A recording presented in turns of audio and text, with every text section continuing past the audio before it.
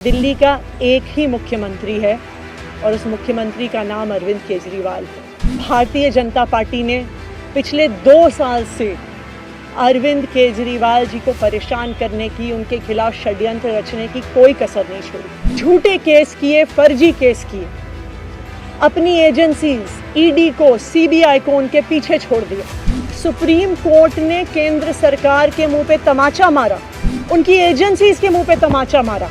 उन्हें कहा कि इनकी एजेंसीज, केंद्र सरकार की एजेंसीज एक पिंजरे में कैद तोते की तरह हैं और अरविंद केजरीवाल जी की गिरफ्तारी गलत थी। दुख इसलिए कि दिल्ली के लोकप्रिय मुख्यमंत्री, मेरे बड़े भाई अरविंद केजरीवाल जी आज इस्तीफा दे रहे हैं।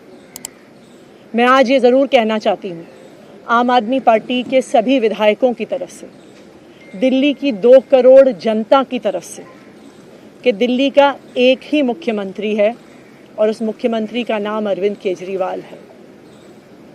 भारतीय जनता पार्टी ने पिछले 2 साल से अरविंद केजरीवाल जी को परेशान करने की, उनके खिलाफ षड्यंत्र रचने की कोई कसर नहीं छोड़ी।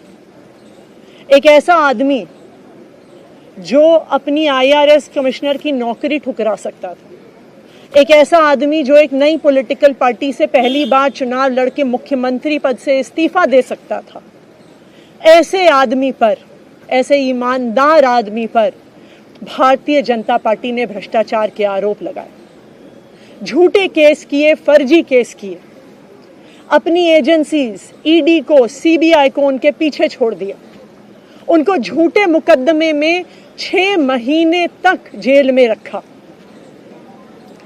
आखिरकार सुप्रीम कोर्ट ने उन्हें जमानत दी और सुप्रीम कोर्ट ने सिर्फ उनको जमानत नहीं दी, सुप्रीम कोर्ट ने केंद्र सरकार के मुंह पे तमाचा मारा, उनकी एजेंसीज के मुंह पे तमाचा मारा। उन्हें कहा कि इनकी एजेंसीज, केंद्र सरकार की एजेंसीज एक पिंजरे में कैद तोते की तरह हैं और अरविंद केजरीवाल जी की गिरफ्तारी गलत थी।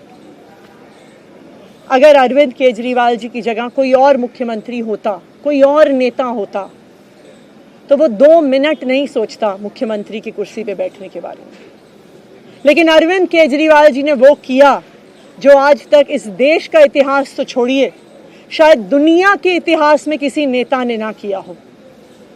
उन्होंने कहा कि मेरे लिए सिर्फ सुप्रीम कोर्ट का फैसला काफ़ी नहीं है, मैं जनता की अदालत में जाऊंगा।